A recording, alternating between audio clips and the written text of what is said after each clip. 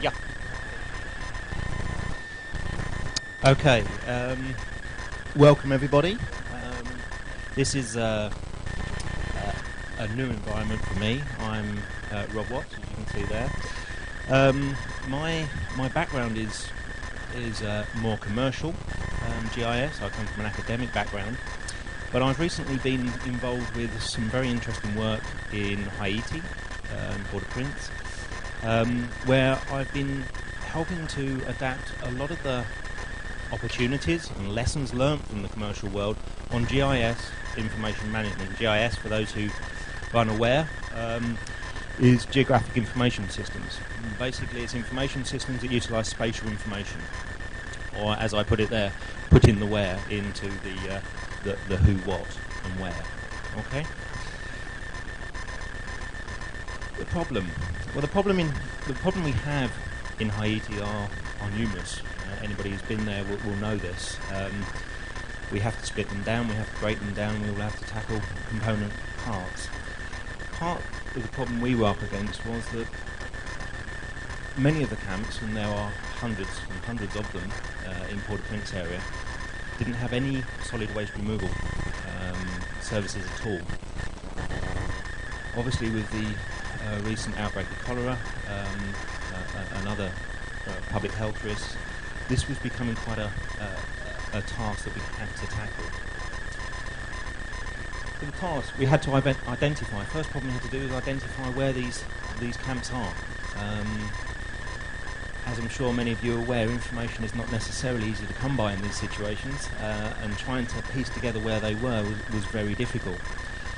We then had to design, commission and manage a full solid waste collection and disposal service.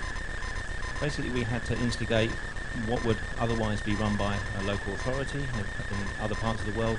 We had to instigate for camps that we didn't even know where they were to begin with. The solution we came up with was to initiate first a formal collection of information. We then needed to store this and manage this information. It's very easy to build IT. I've been building IT systems with my team all around the world for many years. It's actually very difficult to make them work. And I don't mean make them work technically. It's very easy to put bells and whistles on technology. It's very easy to make them look pretty and do all kinds of very impressive things. It doesn't mean they work.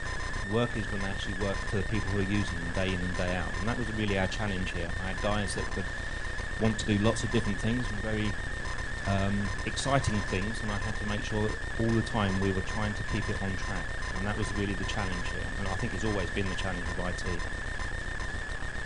So the system we've come up with, and this is working now, this is live in Port-au-Prince, it's running, we have a team there who are actually doing this, so we know it works, otherwise I wouldn't be here, it's a bit of a risk otherwise. But we came up with what I call big button IT. Okay, it needed to be very simple. We were training people in Haiti to run this who had very little formal education and even less IT. Okay, so we had to develop a system that was big button. We had to say very simple things and keep the functionality to a minimum.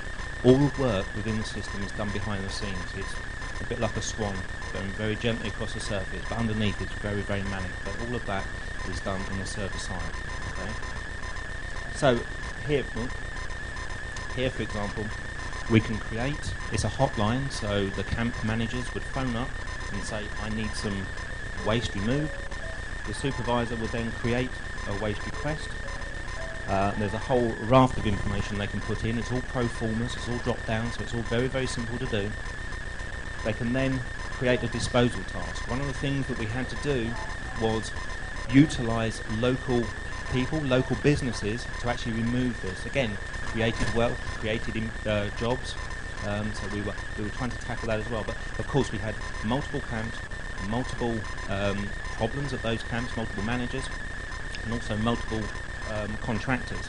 So it was a very complicated system that needed to be simplified as much as we possibly could. So we always had simple, what we call dashboard approach, where we had disposal tasks for the day, we could create contractor databases, we could update, renew, and inform as quickly as we possibly could. We also had inspectors. We're employing 5 at the moment, but that's scalable. And they would go around and check, if you like. There's a voucher system. Because one of the things we didn't want was contractors picking up waste from one place and dumping it in another place. They needed to actually make sure that it went to the landfill sites and actually was disposed of as requested. So we had to develop a system that enabled that to be tracked. Just to give you a little background, for those who don't know the area, this is Port-au-Prince, or the wider area. Those are, at the moment, the 300 odd camps that we know we have locations for. Okay? There is estimated that there's probably over 1,000. So we're still adding, we can still add to them. The use of GIS, the use of maps, is often, how can I put this, misused, should we say, overemphasised. It is a universal language. Cartography is universal. People can generally read maps, they can locate themselves. We can use that as a means to access this data quickly. Simply having a list of 300, 400 camps is a very inefficient way of accessing that data quickly. So as we come in, you can see, there's the airport. What we can do in situations like this is, if there's a waste request, in this case there's 2. This is a demo that I've mocked up. We can also produce route. We can route for the people that are going to collect, because they may have big lorries and only collect a small amount from one camp and then move on to another one. And we can collect data at all of these times. Okay?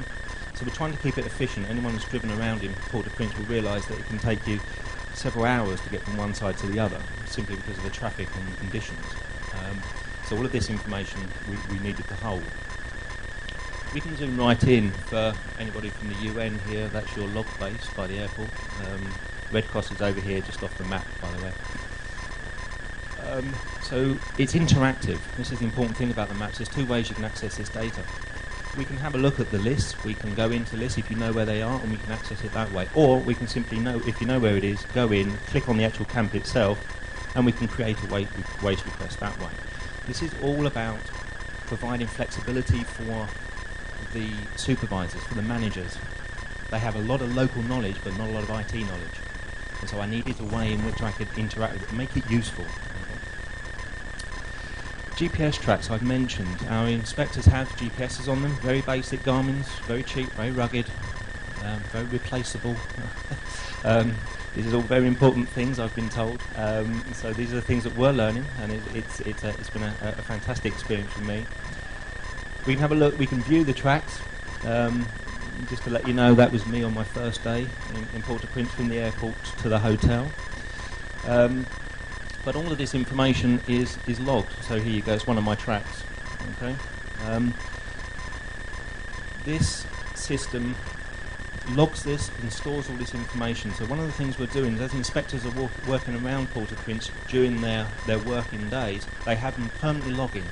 This gives 2 things. It gives us a way of monitoring where those inspectors have been, so we can double check that when they have signed and verified things at a certain time and place, they were actually there. This is quite important. But also it stores a lot of secondary information. It stores a lot about how quickly it's taken someone to get from there to there, from there to there, at a given time of day and a given day of the week. As we build that information over time, we feed that back into our routing. So we know, and we can be a lot more accurate about, if we're going to send a lorry from Camp A to Camp B, how long is it going to take on a Wednesday afternoon at 3 o'clock? We can start to feed that information in. This is just data that's normally lost, but we're storing it and we're collecting it and we can analyse it. Okay? It's quite important. Other things on the site are probably a bit more familiar to you. There's the traditional things. We can add different agencies on there. All of these are pro formas. I'm more than happy to show people the site afterwards if they're interested, but because it's running live from the UK at the moment. But obviously I had to do screen grabs for here. I was going to run it live, but I was told I couldn't. We can add camps, contractors, disposal sites. In Port-au-Prince at the moment there's only 1, but who knows? Okay. Forums. I put that on there because one of the interesting things that immediately came up was when I took some of my team out, who some of them have never been outside the UK, I might add, a bit of an eye-opener. Immediately got talking to the supervisors and the managers out there. They're now friends on Facebook and they're talking and chatting continuously. So we've provided a forum for that. So there's a self-learning and a constant backup and situation there. We can do the GPS tracks, we can add GPS points if there's a point of interest, we can add these in. We can add images, pages, information, about camps, etc. So this is a means to accumulate information. Thank you.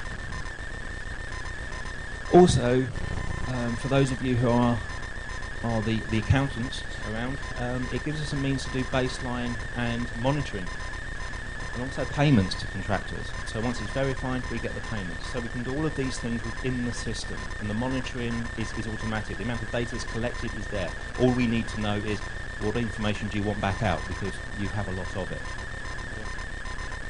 So, in summary, because I've just been given the 5-minute warning there, the system simplicity. Some of the keys we were going for here was, the first one was simplicity. And just because you can doesn't mean you should.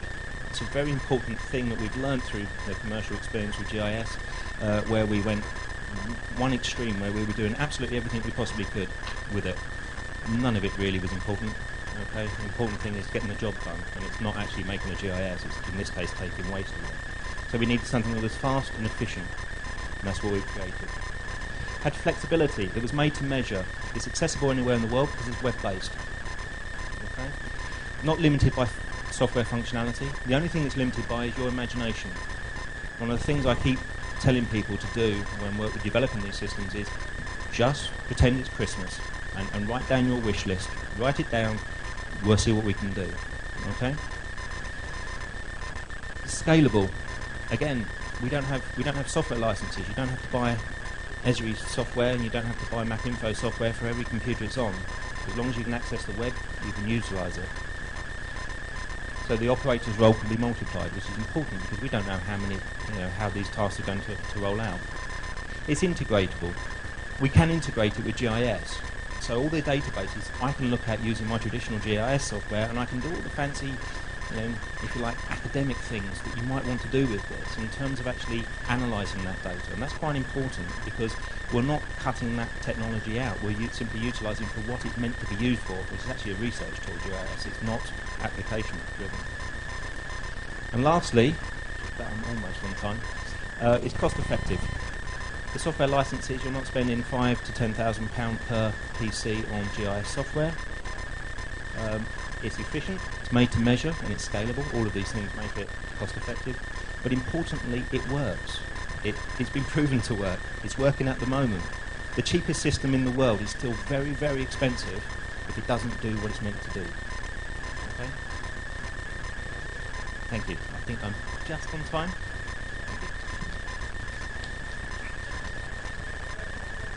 Any questions, please?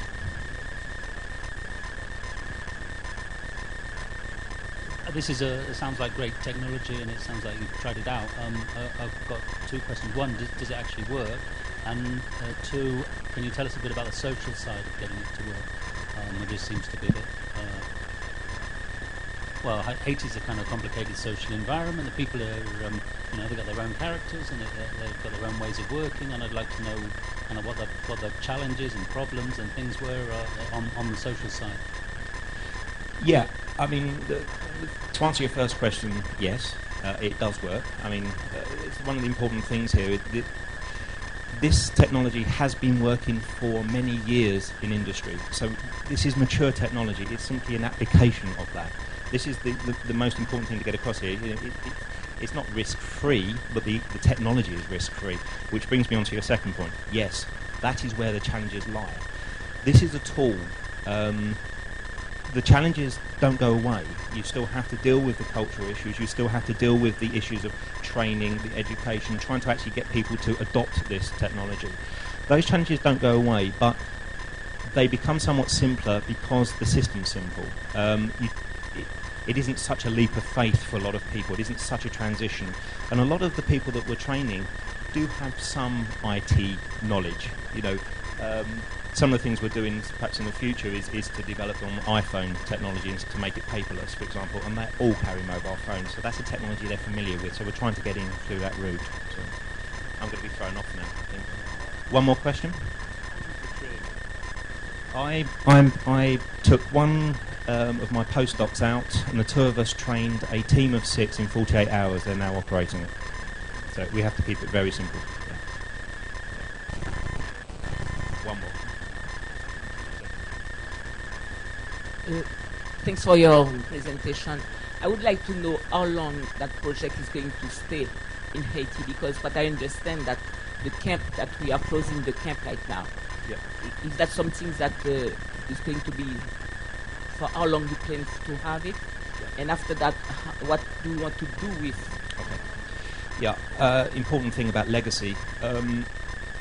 The system is up and running and will run all the time the camps are there. There's no other system. So, in fact, there's talk now that it's going to be adopted both Port-au-Prince wide on a government basis, SMCRS, for example, looking to adopt that because it works, and also then nationally. So there is the legacy side of it. I think is quite important. You're developing systems that are simple, adaptable, and can change over time. Just like websites and web pages change, the look and feel of that can change. It can be developed very easily. The base data is always held. That's what you're spending your money and your time collecting. Okay.